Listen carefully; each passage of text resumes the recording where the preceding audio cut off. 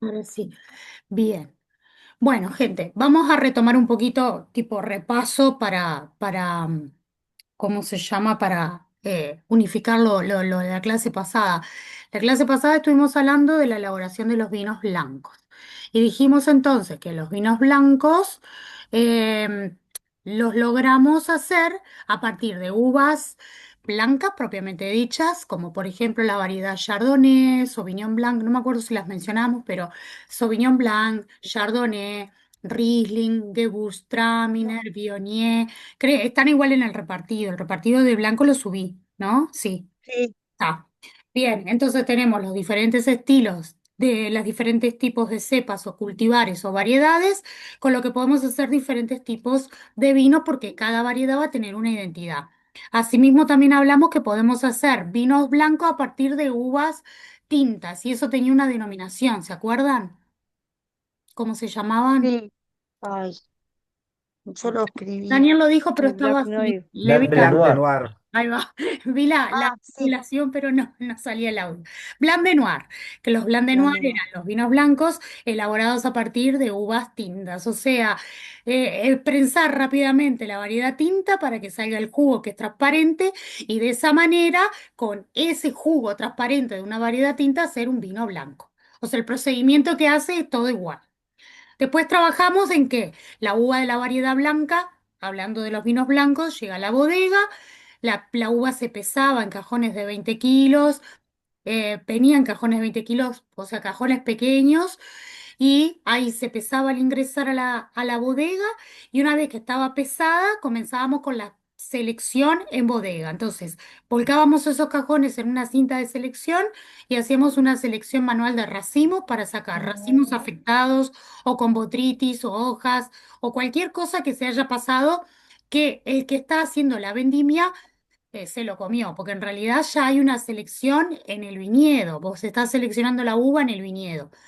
Bien, se hace entonces la primera selección que es racimo a racimo, por eso se dice racimo a racimo, porque va sacando lo que nos sirve. Después de eso pasábamos a la despalilladora, que era la máquina que se encargaba de retirar la parte leñosa, o sea, sacar del esqueleto, o sea, de todo el racimo, sacar la parte esquelética, que es la parte leñosa, a eso se le denomina escobajo o raquis o esqueleto, separándolo de los granos.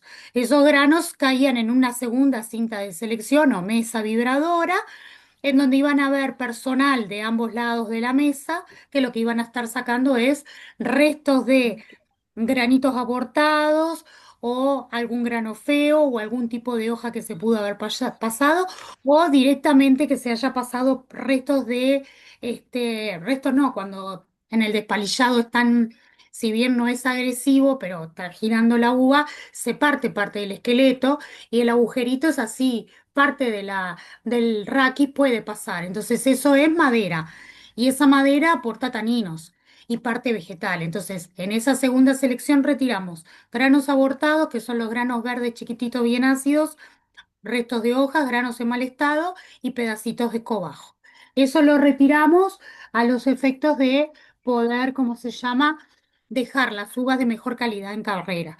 Y después vimos que esas uvas iban directamente a la prensa. En la prensa lo que hacíamos nosotros era, en una primera instancia, ya podíamos empezar a separar calidad, habíamos dicho.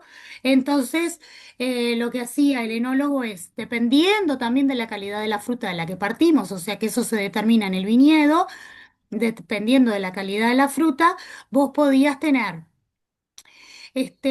habíamos dicho que podíamos tener partir de una uva de 16.000 kilos por hectárea por 4.000 kilos por hectárea. Obviamente a menos kilos por hectárea la uva era, el jugo obtenido iba a ser de mejor calidad, entonces ahí el enólogo tenía una opción de poder separar la calidad de los jugos. El primer jugo que sale de primera calidad, que no te es prensado ni nada, que solamente se cae por gravedad dentro de la prensa y cae en la tolva de abajo, es lo que denominábamos el jugo de gota. Y ese jugo de gota era el que iba a estar destinado a los mejores vinos. ¿Tá? Y después empezábamos a prensar levemente la prensa con diferentes presiones dependiendo de lo que iba quedando y obviamente ahí podemos ir separando también calidades de jugos. ¿Tá? Bien, Una vez obtenido el jugo deseado, sea super premium o sea prensado de prensado, ese jugo lo íbamos a volcar dentro de lo que es un tanque de fermentación. Entonces en ese tanque lo íbamos a dejar, se deja normalmente, yo no me acuerdo si se lo conté, pero se deja 24 horas para que sedimente la parte vegetal o herbácea. Y después de esas 24 horas que sedimenta, estamos en condiciones ya de agregar las levaduras. Dijimos que había dos tipos de levaduras, las levaduras autóctonas o nativas y las levaduras seleccionadas. Las autóctonas o nativas son las que vienen en la cáscara de la uva en el viñedo. Y hoy hay una gran tendencia a, nosotros no inoculamos levaduras, usamos las levaduras naturales que están en nuestro ecosistema, nuestra flora y demás. Dijimos que eso podía traer algún inconveniente porque a veces las levaduras se pelean por los nutrientes y llega a haber, o sea, se llegan, terminan, se van matando entre ellas por la competencia por el mosto y eso va a generar lo que se llama una parada de fermentación. Y no es lo mismo que la levadura esté fermentando en un medio que es acuoso y que es una mezcla de agua y azúcar natural, que es el jugo de la uva, en un medio que ya tiene alcohol, porque habíamos visto que una de las cosas que mata la levadura es la concentración de alcohol. Entonces, si yo la pongo de cero en un tarrito, en un tanque y tiene agua y azúcar, ella feliz de la vida, pero si la pongo en un lugar que ya tiene alcohol, ya eso como que lo rechace, como que no todas se van a reproducir y generar el mismo proceso porque algunas se van a intoxicar y como que van a morir. Entonces es medio riesgoso sembrar levaduras en un medio que ya tiene alcohol. Por eso lo que hacen en la industria es, bueno, matamos todos los microorganismos que vienen del viñedo, aquellos que decidan hacerlo, por supuesto, y agregamos la levadura que nosotros creemos necesaria.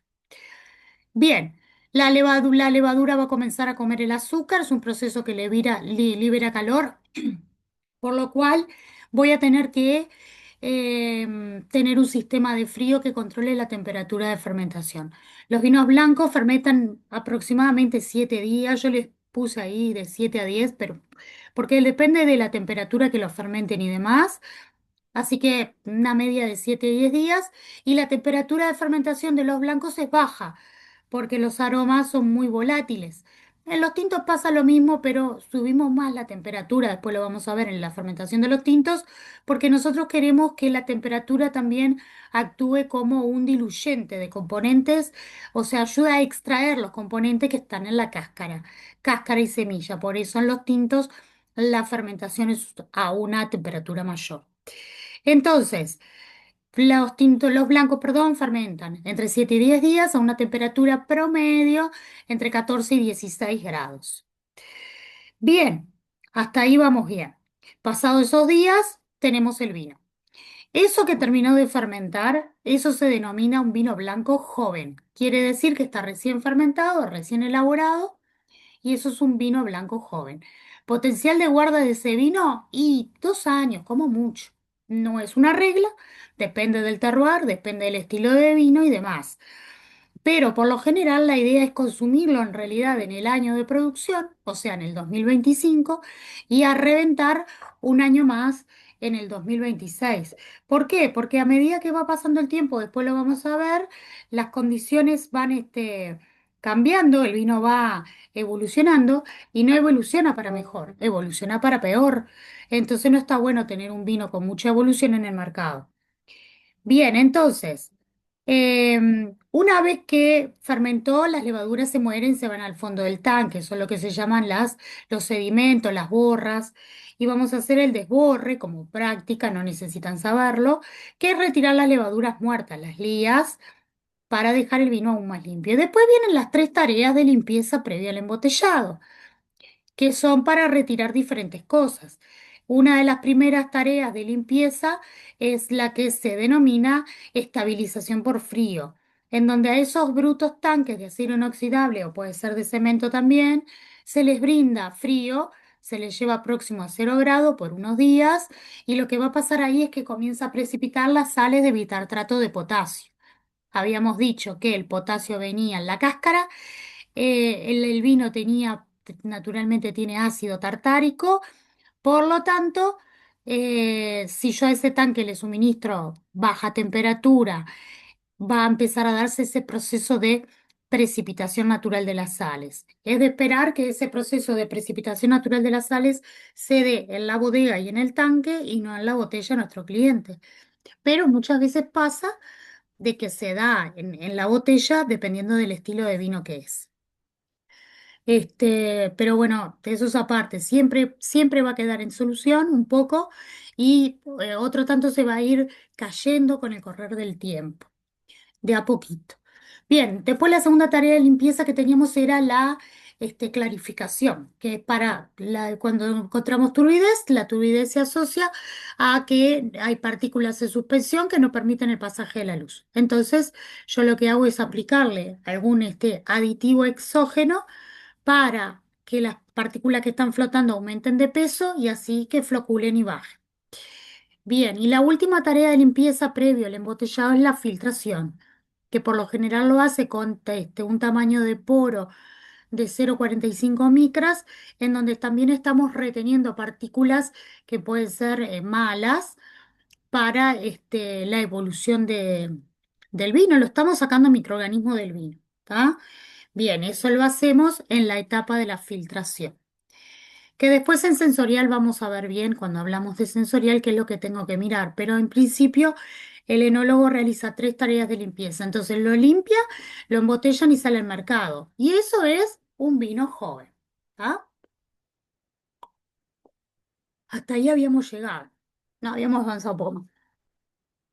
Bien, después dijimos que podíamos complejizar el tema de los vinos blancos y le podíamos dar más durabilidad. Entonces podíamos hacer que sea muy fresco desde el proceso fermentativo, o sea, que fermentara en acero inoxidable o cemento, que no dan ningún aporte a ese jugo, pero después lo pasábamos de ahí, una vez transformado en vino, a una barrica de roble, por lo general roble francés, y ahí, dentro de la barrica de roble francés, se va a dar el proceso que vimos, que era el proceso de la microoxigenación, que es el agrandamiento molecular. Y eso hace que el vino se vuelva más estable y demore más en el tiempo para echarse a perder, para evolucionar. Bien, después dijimos que la otra variante de vino blanco que podía haber era, bueno, lo quiero más estructurado, con más presencia de madera o tiendo a otro perfil. Bueno, ¿qué puedo variar? La barrica no la puedo sacar, entonces quizás le sumo otra barrica desde el proceso fermentativo. En vez de fermentar en acero inoxidable y en cemento, ahora que quedan vinos más frutados, ahora lo voy a fermentar en madera y lo voy a criar en madera, así que van a ser vinos con mucha estructura, muy pesados. ¿Por qué? Porque tienen ya el aporte de la madera desde el proceso fermentativo. Además, que para ese tipo de vino yo tengo que haber cosechado la uva más temprano en el tiempo. ¿Para qué? Para que, o sea, cosechado más temprano no. Lo que tengo que hacer es, para ese estilo de vinos, más tarde en el tiempo. Tengo que esperarlo un poquito más en el viñedo para que acumule un poquito más de azúcar y luego se traduzca esto en un alcohol probable más elevado. Entonces, al tener más alcohol y más estructura, la fruta, por lo tanto, el vino siguiente va a tener más cuerpo como para soportar el pasaje por la barrica, el doble pasaje por la barrica. Entonces, los vinos jóvenes normalmente rondan el 12% de alcohol, que es donde está el mínimo legal, donde mantiene cierta frescura, y los vinos que tienen madera, que andan entre 6,5, 13, 14, o sea que esperaron más tiempo en el viñedo. Esos van a ir para las líneas reserva, gran reserva y demás, o sea, los vinos más caros que tiene el pasaje por la madera. Puede ser simple o puede ser doble. ¿Qué quiere decir simple? Que solamente pasa por la madera para generar su proceso de agrandamiento molecular, lo que hace que viva más, o de lo contrario, puede pasar de que lo meta en barricas para fermentar, la madera le aporta estructura, le aporta sabores desde el proceso fermentativo y después ese vino fermentado en madera lo vuelvo a poner en madera. Así que es una madera elevada al cuadrado, ¿no? Es mucha madera. Y por último, habíamos hablado de los vinos Surly. Profe, Diga, te consulto. Sí. Dijiste entonces que estos vinos, estos más caros, el porcentaje de alcohol es más alto al momento de El porcentaje de alcohol de los vinos que van a barrica por lo general es más elevado porque el enólogo espera una más mayor, elevado. a ver, el enólogo espera mayor madurez en el viñedo, lo que si es mayor madurez quiere decir que acumula más azúcar, porque va a estar más Claro, tiempo expuesta a la fotosíntesis. Entonces, si acumula más azúcar, por ende voy a tener un alcohol probable más elevado. Entonces, en bien. aquellos vinos blancos que yo quiero mantener la frescura para tomármelo un día con 40 grados de calor y que me dé una sensación de frescura, la fruta la voy a cosechar cerca del mínimo legal que es 12. Entonces, ahí, habiendo aquel gráfico que habíamos visto, tengo mayor cantidad de acidez, menos azúcar, pero en contrapartida tiene mucha acidez y eso refresca, da una sensación de frescura en verano. ¿Qué pasa con las variedades que van a ir a barrica? Y el enólogo quiere mayor madurez de la fruta en el viñedo, por lo tanto la acidez como que se desploma bastante en ese ranking y acá como que predomina entonces el azúcar. Entonces van a ser vinos más estructurados. Y quiero que la uva sea más estructurada. ¿Para qué? Para que aguante un doble pasaje por barrica, por ejemplo, que fermente en madera y se añeje en madera, este, o que incremente su cuerpo con un tostado un poco más fuerte de la madera. O sea, de ahí empezamos a jugar. ¿Se entendió? Sí, gracias. Bien. Entonces, después dijimos que si queríamos obtener un vino con mayor estructura, lo que podíamos hacer era fermentarlo en acero y, perdón, fermentarlo en madera y criarlo en la madera. Pero lo que hacíamos como variante acá era que una vez finalizada la fermentación alcohólica y que las levaduras sedimentan y se van hasta abajo del fondo, lo que hacíamos acá era, bueno, en realidad no se van abajo de la barrica, pero lo que hace el personal es mantener esas lías, mantener esas levaduras muertas en el fondo de la barrica y hacer el proceso de crianza en la misma barrica donde se dio el proceso fermentativo. Entonces, lo que va a pasar ahí es que periódicamente van a ir y van a batir, que lo vimos en la clase pasada, esa barrica con un agitador que se llama, o sea, se le hace un batonage y ahí se mezcla entonces la presencia de alcohol, la presencia de la agitación mecánica contribuye a que se rompa la membrana de la pared celular de los microorganismos y por ende, si se rompe la pared celular, el contenido de las células pasa a la masa del vino, logrando que sea más suave, que tenga más estructura. Este, mm, Y obviamente le da como más elegancia y más fineza a ese tipo de vinos. No son los más comunes, pero los hay. Entonces, esos son los llamados surlí o sobrelías. Sí, que vos comentaste que le aportaba otros Los más- descriptores aromáticos. Quedan más suntuosos los vinos que están elaborados con el proceso surlí. Bueno, ahora bien, lo que había quedado pendiente era explicarles que hay una segunda fermentación que se lleva a cabo. La primera fermentación la lleva a cabo. ¿Para qué? ¿Dónde está el chat? ¿Dónde está el chat? Acá. La primera fermentación la lleva a cabo las levaduras, este microorganismo que consumen el azúcar que está en el jugo de la uva y esto lo transforman en etanol más CO2 más calor. Esta es la definición de la fermentación alcohólica. Es la transformación del jugo de uva en vino, básicamente. Pero hay una segunda fermentación que se da y no se da en todos los vinos, por eso quería aclararlo antes de proseguir, que es la fermentación maloláctica.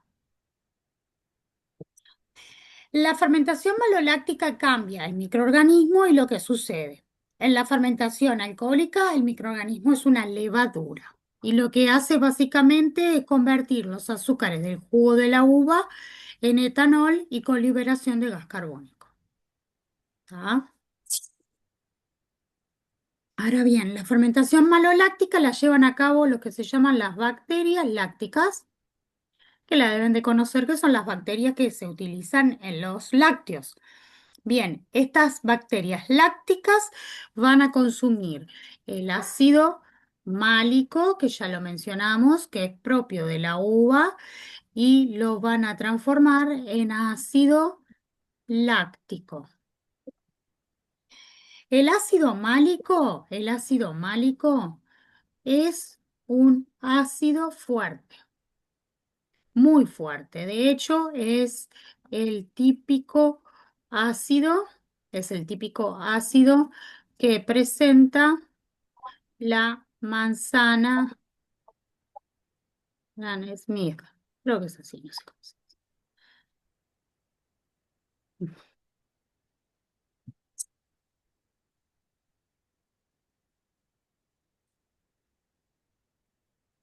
Bien, entonces vos cuando mordés una manzana verde, una manzana recontra ácida, lo que vos sentís que se te calambra acá abajo es el ácido málico que tiene en una buena cantidad la manzana. Bueno, este mismo ácido con este mismo descriptor lo encontramos en nuestros tipos de vino.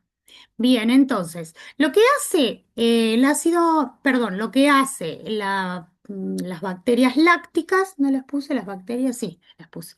Las bacterias lácticas consumen este ácido málico y como le puse ahí, lo transforman en ácido láctico, que el láctico es el ácido propio de los lácteos. Por lo tanto, si es el ácido típico de los lácteos, puede aparecer en el vino una nota de yogur o de queso o de manteca, leche y dependiendo después de lo que ustedes puedan sentir o lo que están acostumbrados a sentir. Bien, pero la función principal de la maloláctica, de esta fermentación, tiene varias funciones, pero la más importante es dar estabilidad al vino, estabilidad al vino. Luis, bueno, sigo. Entonces, lo más importante de la fermentación malolática es que le da estabilidad al vino, baja la acidez natural, vamos a poner acá, baja la acidez natural del vino. ¿Por qué? Porque vamos de el ácido láctico, como yo les dije, que es un ácido fuerte, a no, al del ácido láctico, no, del málico, ahí me equivoqué, del ácido málico,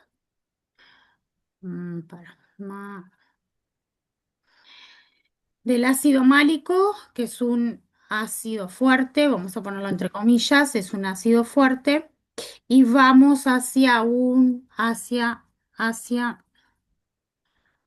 el ácido láctico, que es un ácido débil.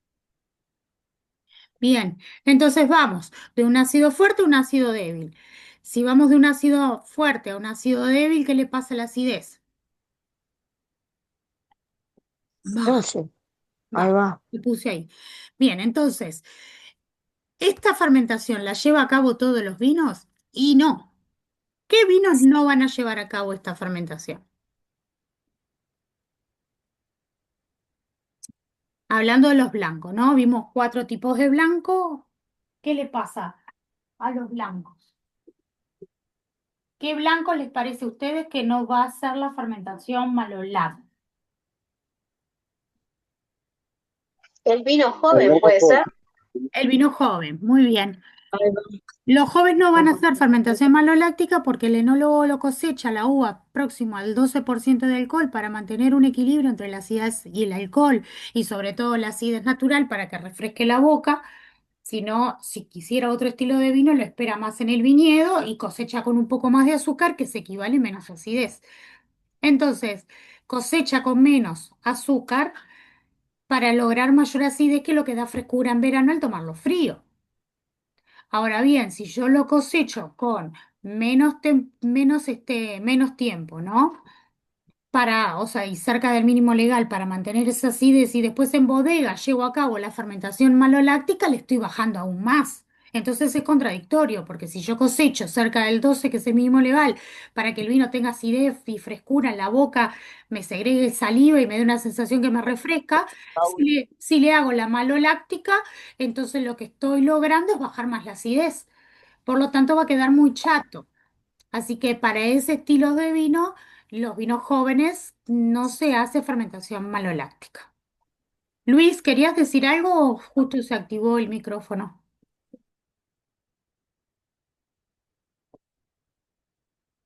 No, se ve que justo se le activó el micrófono. Bien, ahora bien, los vinos que van a barrica casi todos hacen fermentación maloláctica.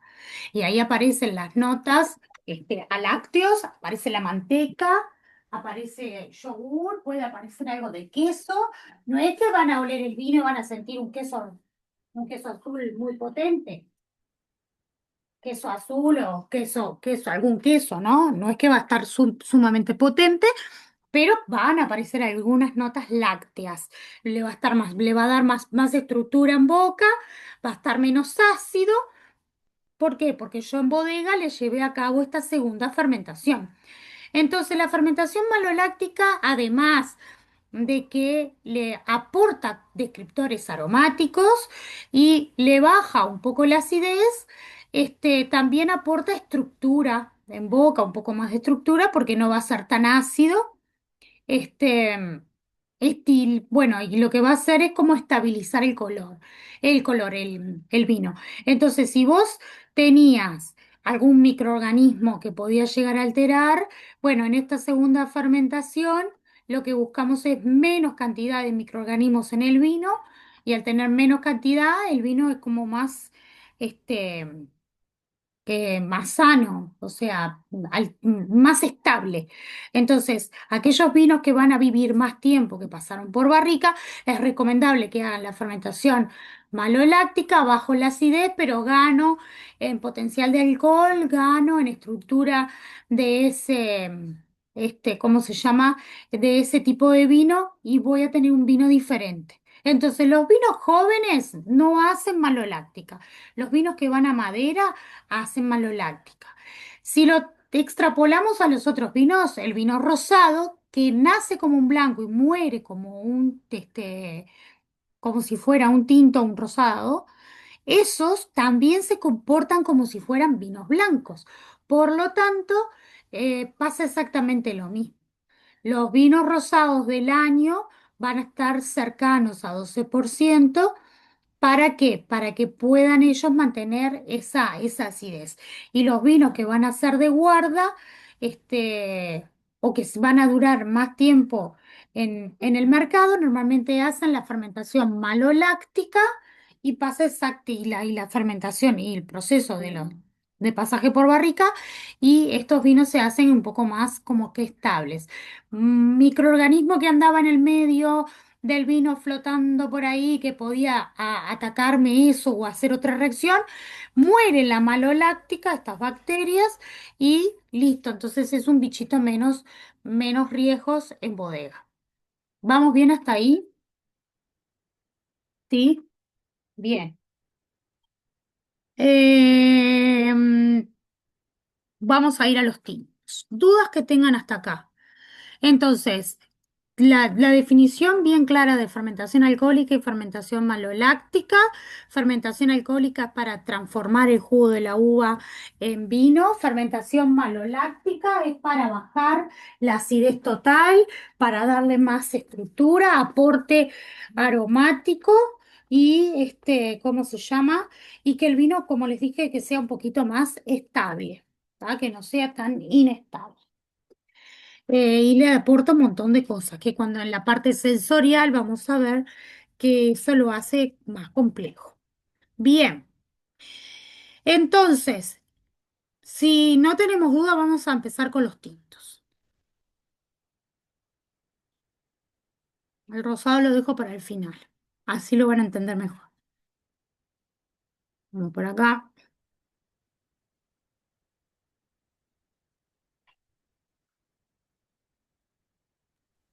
Alejandra, ¿te puedo hacer una pregunta? ¿Sí? Em, no, nada que ver, pero me ha pasado que en supermercados miro vinos y hay vinos que no tienen año No y no son son reserva. tintos. Y no son reserva. ¿Qué pasa ahí? No es ¿Cómo me doy cuenta yo ese vino cuántos años tiene? O sea, ¿cuándo fue la cosecha? Es porque, es porque no es muy bueno. bueno, a ver, no se puede generalizar que no es muy bueno. La forma que Claro, pero tenemos, si no tiene el la año forma, es difícil de saber. digo, si no tiene el año, porque seguramente mezclaron de otros años, y como no es una normativa que sea penalizada, que no es algo que el Instituto Nacional de Vitivinicultura regule, o sea, vos podés en tu vino no poner el año, no es obligación poner la añada. ¿Cómo te vas a dar cuenta qué tipo de vino es? El precio, básicamente. Claro. Si ese vino te sale de, no sé, 180 pesos y no tiene año, bueno, es un vino del año y debe ser le quedó algo del año pasado que está en condiciones, lo mezclo con un poco de este año y sale, no le pueden poner año. O sea que no está en la normativa, No, la obligación de que tienen las bodegas que inscribir el año. no, exacto. Mirá, Por ahí eso va, hay vinos que no tienen añada. ahí está. Bueno, gracias. No de nada. Bueno, ahí vemos las diferentes variedades que podemos encontrar. Podemos tener Pinot Noir, Merlot, Garnacha. Esta es una infografía sacada de España, por eso aparece mucho la Garnacha, que es una variedad. La Nebbiolo es italiana, la Sangiovese también. Tempranillo es española también. Syrah, Cabernet Sauvignon, y no me aparece Taná porque este es un dibujito que yo saqué de internet de algunas variedades. Lo que tenemos que entender es que hay una línea como cronológica de tipos de uva que van de menos cuerpo a más cuerpo. Eso es importante que lo tengan bien claro. Por lo tanto, yo si voy a hacer un vino o si voy a consumir un vino o si voy a explicarle a alguien esto, tengo que tener en cuenta de que así como hay que la fruta tiene diferente color, diferente racimo, o sea, la forma del racimo y diferentes descriptores aromáticos, eso va a hacer que el producto final tenga diferentes estructuras. Entonces, yo me voy a ir al chat porque le voy a escribir como un orden cronológico. Entonces, es importante entonces que veamos, ¿no? Que vamos de variedades, variedades, variedades con menos color y menos cuerpo. ¿Qué quiere decir? Que son variedades más bien ligeras. ¿Tá? Entonces, hay una cosa que es importante. Vos vas a la casa de alguien y te dice, no, yo creo que lo comenté esto. Yo Tanat no tomo porque me parece que es un vino muy estructurado, con mucho cuerpo, me araña, me cae súper mal, pero me encanta el Cabernet. El Cabernet es un paso anterior al Tanat. ¿Tá? Eso es porque de repente lo encuentran muy astringente y no saben tomarlo. No están tomando a temperatura adecuada. Entonces, si vos lo tomás, el tanate es una variedad súper estructurada y te lo tomás una tarde si no lo conoces, es una patada ninja. O sea, obviamente, porque es un vino que tiene cuerpo, que tiene estructura. No es cualquier vino. Entonces, si vamos de variedades de poca intensidad colorante y poca estructura, voy a empezar a notar una línea que vamos de menos a más o menos, ¿está? Hoy en día esto aparece en internet, se encuentra, algunas se las mando. Yo siempre lo hice a pata en el pizarrón, pero para que ustedes entiendan dónde estamos parados y cómo tenemos que comparar los estilos de vino. Entonces, vamos con la variedad la más liviana, que tiene el ciclo más corto y que es la que tiene menor intensidad colorante, es la Pinot Noir.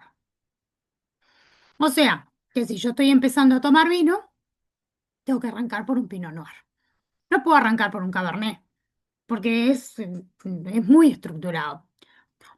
Siguiendo con esto, tenemos la Pinot Meunier, que es la otra que utilizan en la región de Champaña para hacer champán. Eso también es muy liviana, poco color, poca estructura. Bien, Pinot Noir, Pinot Meunier. Después yo acá metería ya al Merlot. El Merlot no es una variedad muy estructurada. Es una variedad, vamos a decir, como intermedia. Hay otras variedades intermedias acá. Em, Hay gente que pone la garnacha, la variedad, ¿no? Bien, después, yo acá pongo el Carmener, que es la variedad chilena típica. Yo acá pongo el em, Tempranillo. No, voy a poner el Malbec. Después voy a poner al Tempranillo. Andan ahí. Después podemos poner al Petit Verdot, que tiene estructura.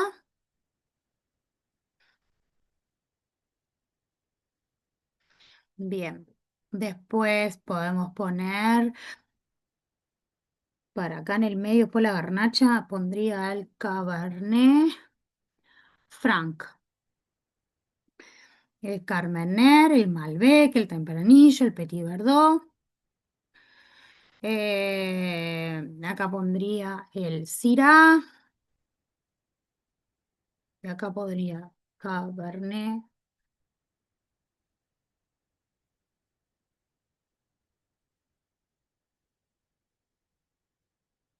El Cabernet Sauvignon y por último la variedad Tanat. ¿Bien? Esa sería como una línea haciendo así, ¿no? En zigzag. ¿Está? Entonces, si vos imagínate que si empezás a tomar vino y te mandás un Cabernet Sauvignon, estás en el otro extremo. Es una de las variedades que tiene un ciclo muy largo. ¿Qué quiere decir? Que si tiene un ciclo muy largo, está mucho más tiempo en el viñedo para lograr una buena maduración. El Pinot Noir prácticamente se comporta como una variedad blanca. Se cosecha casi unos días, casi igual que el blanco, el de su ciclo. Es de una variedad de ciclo corto, tiene poca intensidad, poco color, es muy ligera. Y el Pinot Meunier se comporta de igual manera. Esta línea es para comparar o todos vinos jóvenes o todos vinos de crianza. ¿Qué quiere decir? Que si yo hice un Carmener que lo hice tradicionalmente como vino joven y después lo metí en una barrica para que hiciera el proceso de crianza, si tiene madera no puede ir en esta línea. ¿Por qué? Porque la madera le aporta estructura. Por lo tanto, Carmener con madera tendría que salir de ahí y estar en la misma línea, pero comparando las mismas variedades, pero que hayan pasado por madera. ¿Se entiende? Porque si no, ese Cabernet que tiene, ese Carmener, perdón, que tiene madera, salta para más adelante, inclusive más que el Tanat. ¿Por qué? Porque es la estructura de un vino más el pasaje por la barrica. Va a ser más estructurado que cualquier vino joven, sin duda. Entonces, esa línea cronológica es para comparar o todos vinos jóvenes o todos vinos con madera. Pero no puedo mezclar variedades con procesos porque obviamente no se va a cumplir. ¿Se entendió hasta ahí? Sí, bien. Eso con respecto a las variedades. Bien, vamos a hablar un poquito de lo que es hacer un vino tinto joven, ¿está? Y capaz que lo voy haciendo en el chat. Ustedes lo van a tener acá, pero para ir paso por paso para que ustedes lo, lo sigan. Le iba a poner, pero no. Vamos a hacerlo en el chat. A ver, vamos a comenzar. Vamos a hacer un vino tinto. Por lo tanto, para hacer un vino tinto, ahora sí o sí necesitamos variedades tintas. Porque los componentes de color están en la cáscara. ¿Puedo hacer un vino blanco de variedades tintas? Sí, pero hacer un vino tinto de variedades blancas no se puede. ¿Está? Bien, entonces, primer paso que voy a hacer es cosechar algunas de estas variedades que hemos hablado. Así que lo primero que hacemos es la cosecha. Luego que cosechamos, lo llevamos a la bodega mismo y vamos a comenzar con el proceso. En el caso de los tintos rosados o blancos, siempre hacen el proceso este de selección, de racimo a racimo y de grano a grano. Pero hay algunas etapas del proceso que son diferentes. Entonces, cosechamos la uva, lo llevamos a la bodega y vamos a hacer lo que se llama la selección manual de racimos como primer paso. Selección manual de racimos. Como segundo paso, vamos a despalillar. O sea, seleccionamos los racimos que quedan en mejor condiciones. Hasta acá vamos como un vino blanco, igual, y pasamos a la despalilladora. La despalilladora acá me va a separar el escobajo de los granos. Ahora bien, estos granos adentro tienen cáscara, pulpa y semilla. En lo que es, entonces vamos a poner acá, despalillado, así nos acompaña el cuento. Y tercero, selección manual de granos. Bien, hasta acá vamos como si fuera un vino blanco, exactamente igual. Cosechamos la fruta, seleccionamos los racimos, sacamos el escobajo, nos quedamos con los granos y ahora vamos a ver. En el caso del vino blanco, de acá dónde íbamos. ¿Se acuerdan? Con los granos. A la prensa. A la A la prensa. prensa. Claro. Que obteníamos el primer jugo que era, eh, Ahí separábamos los el- jugos y las Por calidades. ahí goteo. va. Ahí va. Bien, si yo los granos de la variedad tinta en este punto lo meto en la prensa, obtengo un plan de Noir. Bien. Porque la cáscara y la semilla, ¿dónde van a quedar? En la prensa.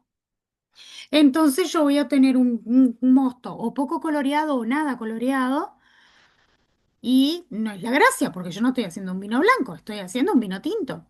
Por lo tanto, la gran diferencia que tiene con la elaboración del vino blanco es que en el proceso de inicio, en la elaboración del vino tinto, lo que va a suceder es que después de la mesa de selección, esos granos ya se van al tanque de fermentación.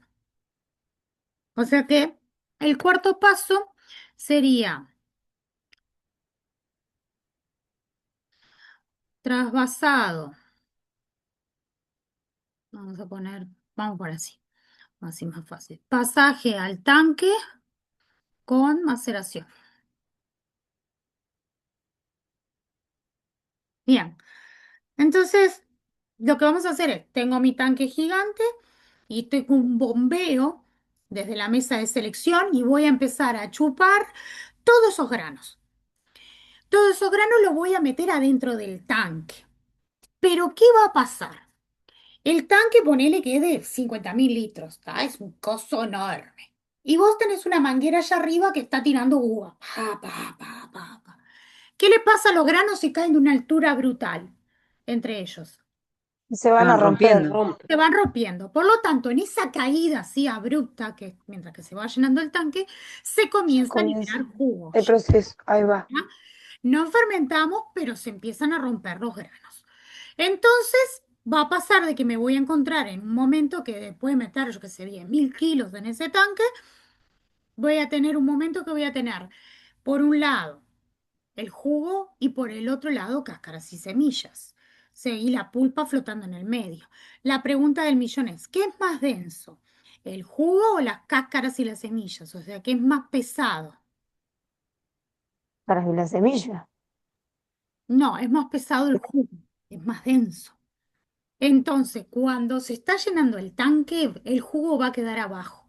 Y los granos Ah, rotos, la pulpa y la semilla y la cascarita, va a comenzar a quedar flotando en la superficie.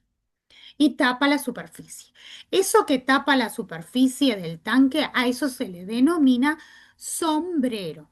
El sombrero son las cáscaras y las semillas, ¿tá? Que se generaron de completar el tanque y ahí voy a tener los componentes de descriptores aromáticos, olor, sabor y cuerpo. Están en ese sombrero.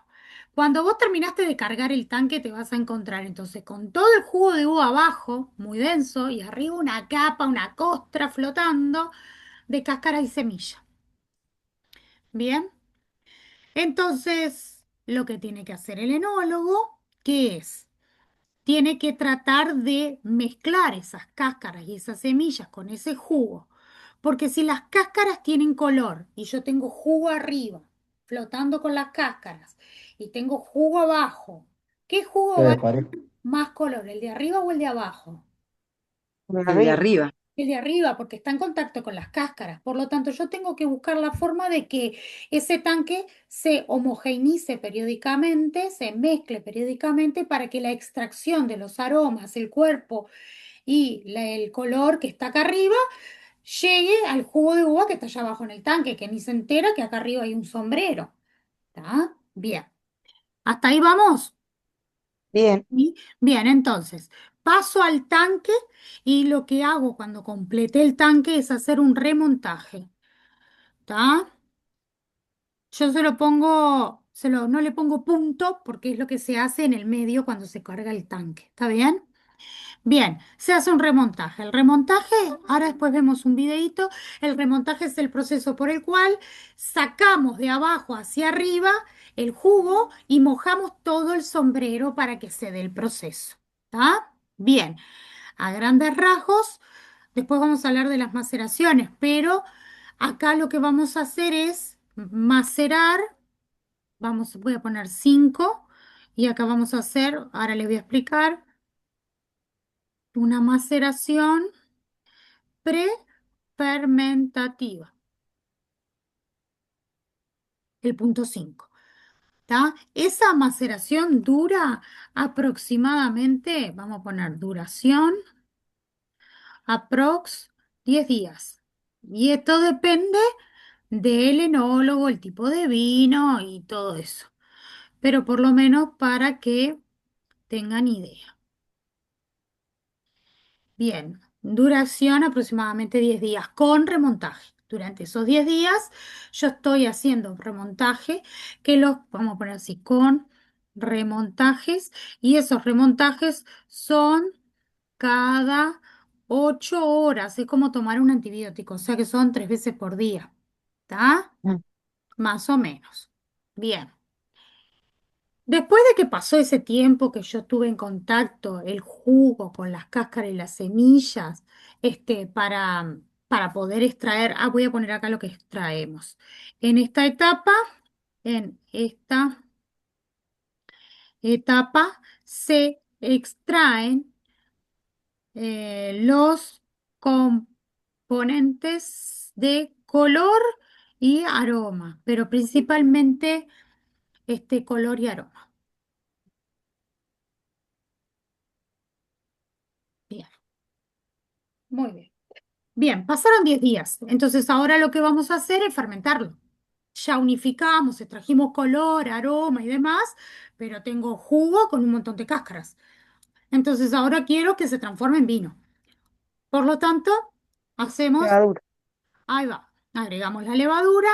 El próximo paso es fermentación alcohólica. Bien, entonces acá se va a dar el proceso que va a comenzar a fermentar. Le agrego el pie de cuba, agrego la levadura y va a comenzar a fermentar. Dijimos que la levadura en la ecuación era levadura más levadura. ¿Qué come la levadura? Azúcar. Levadura más azúcar, se libera CO2 y genera flor. O sea, transforma el azúcar en etanol. Genera etanol y liberación del gas. Bueno, ¿dónde dijimos que está el sombrero? Arriba, Arriba. Bien. Y si yo libero gas carbónico, ¿dónde va a estar aún más el sombrero? y más arriba. Más arriba. O sea, que en el proceso fermentativo, si yo no hago remontaje, No se naturalmente da. todo ese burbujeo hace que el sombrero quede arriba. Tengo que Claro, hacer remontaje obligado para bajarlo, si no, la extracción de aroma, cuerpo y color me queda mal, ¿se entiende? Quiere decir que en la fermentación alcohólica se hace remontaje, también se hace remontaje. se hace remontaje porque hay liberación de gas. El gas va a ser lo que lleva a que el sombrero esté bien arriba. El gas me lo deja bien arriba, por lo tanto yo tengo que moverlo. Este proceso fermentativo dura, dijimos, vamos a poner acá, la fermentación dura, dijimos, de 7 a 10 días, como los blancos, ¿tá? A una temperatura mayor. ¿Por qué? Porque yo necesito disolver los componentes de color y estructura que hay en cáscara y semilla y eso no lo logro a bajas temperaturas. Por lo tanto, las temperaturas de fermentación de, de los tintos va de 28 a 32 grados Celsius. Bien, de 22 a 38. Y bueno, y acá hay que tener mucho cuidado, porque 32 es muy cercano a 35 y en Ahí se nos 35 muere. se me muere. Por lo tanto, tengo que tener un muy buen sistema de frío para llegar a ese extremo, porque un pico de temperatura y se te puede morir. ¿Está? Bien, ¿qué extraemos acá? En esta etapa se extrae color, aroma principalmente y algo de estructura, o sea, de la semilla, ¿tá? Pero todavía no se extrae del todo. Bien, ¿por qué? Porque nosotros vamos a estar haciendo ahí una fermentación, una maceración alcohólica, ¿no? Porque se está formando alcohol, entonces estoy macerando, estoy dejando en contacto, esa maceración se llama, entonces todo esto, vamos a poner así, todo esto con maceración fermentativa. Fermentativa. Bien, y ahí extraemos color, aroma y algo de estructura. Bien, terminó de fermentar, se transformó en vino y me quedo con el sombrero, me quedo en ese tanque, pero ahora quiero tratar de extraer esos taninos de semilla que están ahí, que deberían de ser aterciopelados, de buena estructura, bien melosos, que estén buenos hacia el vino, para que el vino no me quede un vino lija. O sea, acá obviamente en los tintos como que hay un proceso adicional. Entonces acá lo que vamos a hacer es hacer una última maceración. Bien, maceración post-fermentativa, fermentativa de 10 días aprox.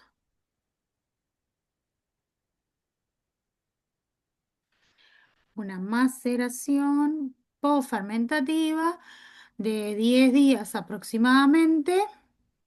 Es aproximadamente porque esto depende del enólogo y lo que quiera lograr, ¿no?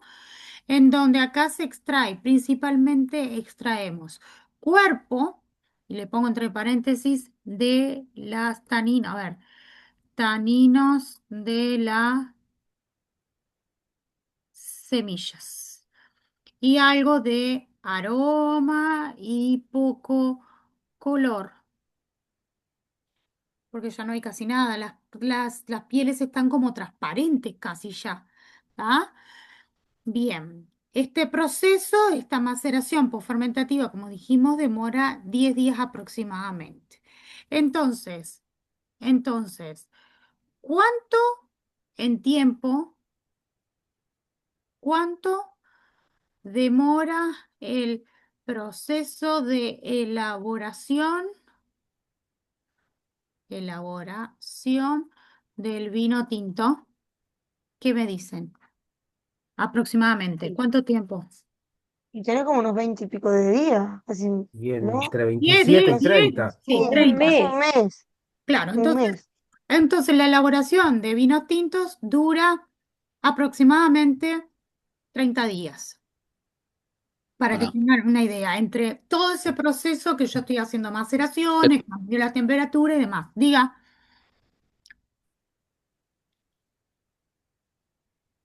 no sé quién me iba a hablar, lo corté. La maceración fermentativa se lleva a cabo a temperatura ambiente. Bien, Normalmente En verano, en bodega, son aprox 20 grados Celsius. ¿Está? Más o menos. Entonces, ingresa el jugo a una maceración, que normalmente la primera maceración, la maceración prefermentativa, a ver si les puse. La maceración prefermentativa se lleva a cabo a una temperatura un poco baja para que no dé inicio la fermentación alcohólica. Después se eleva la temperatura, se agregan las levaduras y va a darse el proceso fermentativo. En el proceso fermentativo se está macerando y se está generando alcohol. Entonces ese alcohol que está generando ayuda como un disolvente a tratar de extraer algo de las cáscaras y la semilla y se extraen aromas. Ahora bien, cuando el proceso fermentativo culmina y yo ya formé el vino terminado, bien, ahora voy a tener que hacer una última maceración que se llama maceración post-fermentativa, en donde ahora ya está todo el alcohol del vino formado, por lo tanto el alcohol actúa como un diluyente, extraemos aroma y estructura y casi nada de color ya en esta altura en el tercer proceso y este proceso dura aproximadamente 10 días. Entonces, si te pones a sumar 10 aproximado, 10 aproximado, 10 aproximado en cada etapa, son 30 días. Ahora bien, no pusimos la prensa nosotros. ¿Y dónde Mm. separamos, así como separamos en el blanco el jugo de gota del jugo de prensa? En este caso, para el vino tinto ya no es jugo, porque vos metiste todo entre un tanque. Entonces, vos vas a separar tu vino terminado, vino de gota o vino de prensa. Entonces, gente, después de que vos terminaste de hacer la última maceración y ya tenés el vino terminado hace rato, vos vas a tener un tanque con el sombrero en la parte superior y abajo todo el vino. Ya tenés el vino.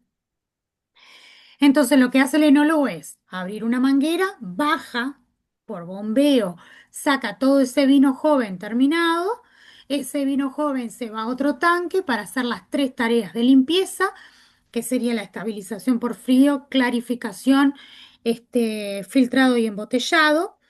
Y ahora sí, ese sombrero viene bajando en el tanque muy lento, porque yo voy sacando el líquido de abajo. Viene bajando, viene bajando, viene bajando. Entonces, cuando el sombrero llega a la parte de abajo del tanque, y yo me doy cuenta que ya empezó a salir como alguna cáscara o algo de vino lo que estoy pasando, traspasando, entonces ahí entiendo que ya el sombrero llegó a la parte inferior. Al llegar el sombrero a la parte inferior del tanque, eso me permite, primero, hay que abrir un poco para que elimine el gas carbónico que pudo haber quedado residuo, porque si no lo que me va a pasar es que alguno se me puede morir, ¿está? Algún operario. Entonces dejo que ventile. Y después lo que voy a hacer es empezar a retirar el sombrero con una pala, me meto adentro y lo comienzo a tirar adentro de la prensa, ¿está? ¿A los efectos de qué? De hacer el prensado ahí. Por lo tanto, el prensado en las variedades Dale. distintas se hace al final del proceso. Es para separar el vino del sombrero. Entonces, el vino que sacaste primero es el equivalente al jugo de gota, porque no estoy prensando nada, es el vino de gota de mejor calidad. Ahora, los prensados, sea primero, segundo o tercero, van a ser perdón, los vinos de prensa, primer prensada, segunda prensada, tercera prensada. El enólogo puede optar por, si quiere, mezclarlo después. O sea, saca el sombrero, lo aprieta, listo, y lo mezcla con el jugo, con el vino de gota, perdón. O, dependiendo de los kilos por hectárea, separa calidades. ¿Está? Bien, entonces, en la elaboración de los vinos tintos, el prensado se hace al final del proceso. Y en la elaboración de los vinos blancos, el prensado se hace al inicio del proceso. Creo que ya estamos en el tiempito para cortar, ¿no? Porque si no, después no me... Que ¿Copiaron si te mi... pones a pensar, tiene sentido, ¿no? Porque si vos necesitas en este extraer sabores, aromas y color de No la es, cáscara, claro, el otro es aprieto, saco el juguito y ya está. exacto. Acá tengo que extraer componentes, por eso esos cambios. A ver, las maceraciones estas no son rígida. ¿Qué quiere decir? No todos los enólogos deciden hacer las 3 maceraciones. Va a depender de la línea de vinos que quiera, el estilo de producto final y demás. Entonces, hay enólogos que te hacen maceración prefermentativa para colaborar en extracción de aromas, pero no te hacen una posfermentativa, por ejemplo. Claro, también va lo que busca el enólogo, por eso siempre Exacto. cuando vos decís, Pero más o menos, para que tengan una referencia, casi todos los vinos hacen las 3 maceraciones, porque primero lo dejan en contacto con el jugo para que le ceda un poco de color y aroma, después le ponen la levadura, empieza a fermentar, se genera el sombrero, mezclamos con remontaje, que se hace 3 veces por día, y después cuando terminó el vino, vos tenés que, hay mucha gente que dice, bueno, ahora tengo el vino terminado, tengo estructura, este es un señor vino, bueno, entonces ahora sí separás podés optar o por hacer una segunda, una tercera maceración o podés cortarlo antes. Eso depende del enólogo y de lo que quiera. Obviamente que al final, si haces la tercera maceración, ya hay presencia de alcohol y ayuda a diluir más, a tal punto que cuando lo sacás del tanque, las pieles están rosadas pálidas. De ser una variedad tinta, todo el componente de color quedó en el vino terminado. Bien. Copiaron lo que está en el chat, igual está la grabación, pero sí. Está. Entonces me voy a desconectar, en 6, 7 minutos nos conectamos de vuelta, yo les aviso y voy a ver si tengo un videíto para mostrarles esto. ¿Tá? Después vamos a ver la Perfecto. salvedad de lo que pasa con la madera, porque acá tenemos varios problemas, pero ahora lo vemos en un ratito. ¿Tá? Así podemos redondear el vino tinto. Esperen que voy a parar acá.